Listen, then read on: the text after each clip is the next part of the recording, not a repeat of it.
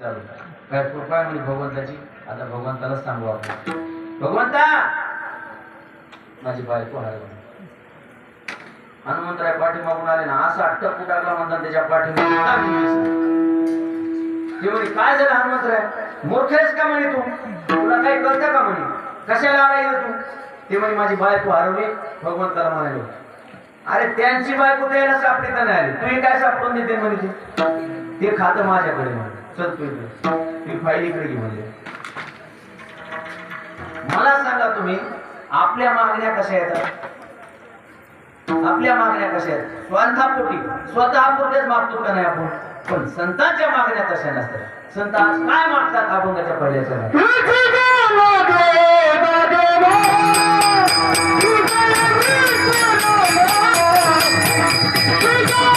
तुझं रात्रंदिवस भजन कर.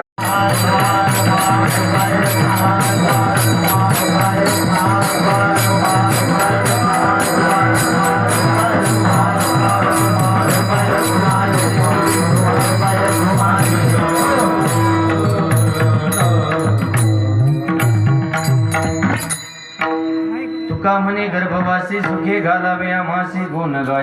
माळ नाही तुझ्या गळ्यात. ते म्हणे बाबा नाही माळ.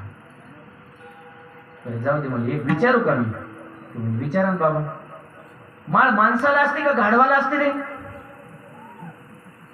काय म्हणले ते, माळ माणसाला असते का गाढवाला असते. एक शब्द नाही बोलला सर ते.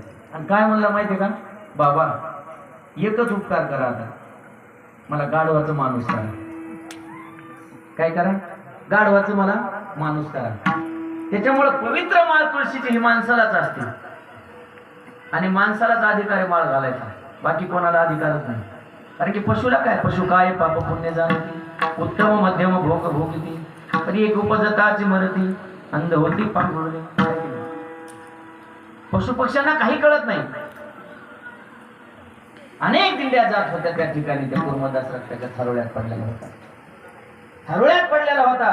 बरेच जण पाहत होते, सारखं भजन चालू होतं. आणि बघा आपण बी, आपला विषय होता मंदिरापाशी गेला, आपण कोणी भिकाऱ्याला काही देत नाही. गरीब माणसाकडे कोणाचं लक्ष नसते.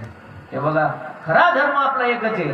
त्यांना आपल्या वस्तू जे काय होईल ते थोडं थोडं तरी द्यायचं. इतक्या जणांना नाही झालं तर एखाद्याला तरी द्यायचं. ही दया आपल्यामध्ये पाहिजे. हे बघा, माणसं माणसासारखे वागणार. तुम्ही आजपर्यंत कोणी ऐकलं का एखादा वाघ क्रोधित झाला आणि क्रोधामध्ये येऊन त्यानं 2-4 वाघ मारले, असं ऐकलं कोणी. तुम्ही हे ऐकलं असेल, एक माणूस क्रोधित झाला, त्याला भरपूर राग आला, त्यानं आमच्या गावामध्ये 4 माणसं खलास केली.